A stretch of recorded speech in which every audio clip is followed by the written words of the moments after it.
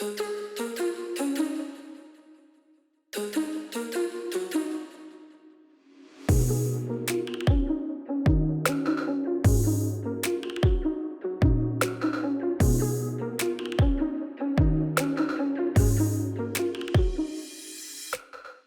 guys, Kevin here. You're with the Modern Creatures and welcome to another video. Guess what we have right here? Well, you've seen the title, so you know what's up. We have the Canon EOS R6 right here, which is a full-frame mirrorless camera aimed at enthusiast photographers and videographers. We have been using this camera for a while now, and if you've been watching our videos, you've probably seen sample shots and sample clips of this, usually for spiels just like this one, and as well as other reviews and other projects that we've been working on. It came with not just one lens, but 3 lenses. Right here, this is the 70 to 200 lens and the wide 15 to 35. This one is the 24 to 70 mm, which is the most flexible lens, I would say, from the bunch. So it's been a really reliable camera and we've been using it non-stop, which we will talk about in this video.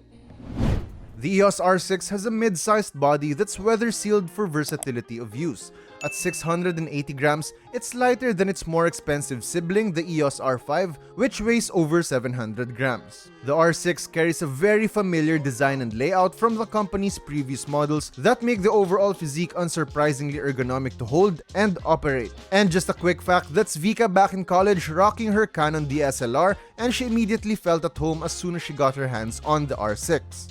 Using it to shoot, the body does have a good heft to it. It's a bit heavy, especially with the lens on, but the form factor is spot on and you can easily hold it, grip it right here, even just hold it like that.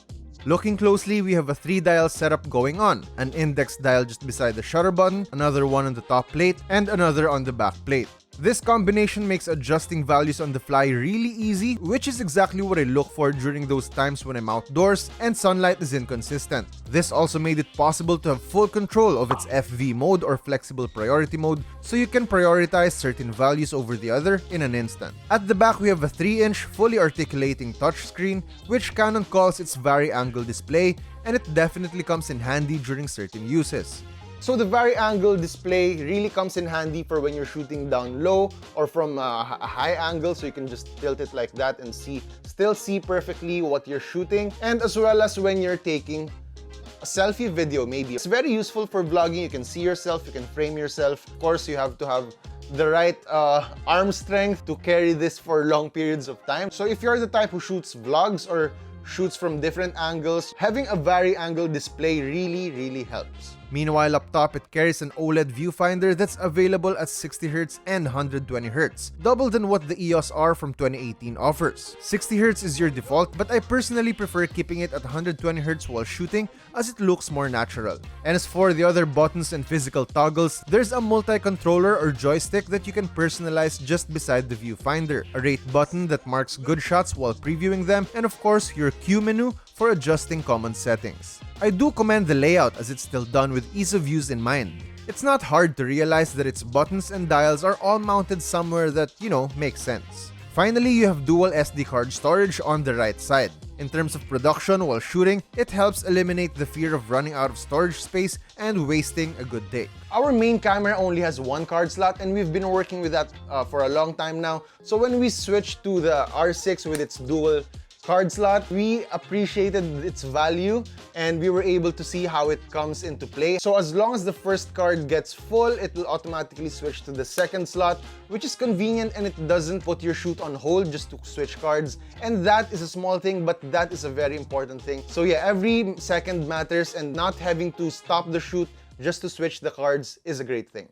The EOS R6 comes with a whole array of features that aim to deliver high-quality images for both photos and videos. Let's first go through them quickly before we get to its overall performance. First and foremost is that it carries a 20-megapixel CMOS sensor. In terms of pixel count, it falls behind the 45-megapixel sensor of the EOS R5 and even the 30-megapixel sensor of the EOS R all the way from 2018.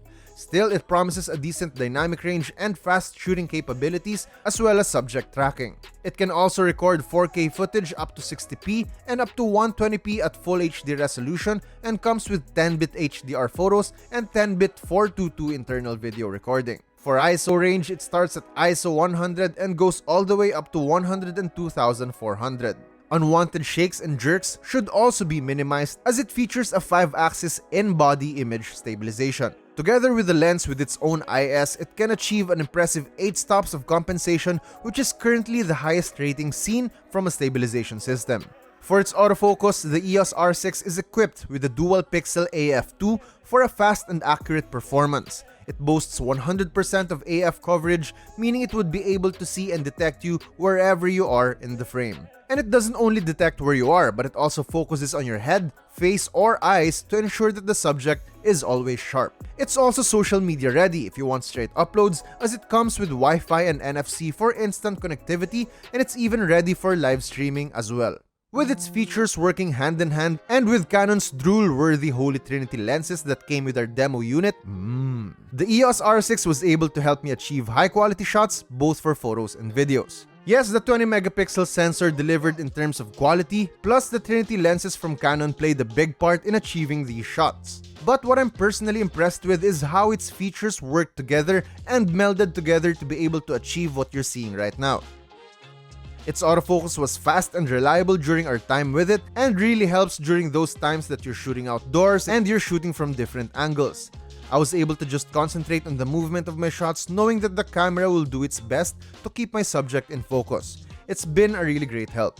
Stabilization was also enough to make handheld shots passable for even a cinematic-like montage. And if small shakes are present, I found it's easier to correct in post and produce a series of smooth shots with not much problems. ISO performance has also been nothing but impressive, as it's able to maintain composure even during low light shooting and even when its sensitivity is cranked up.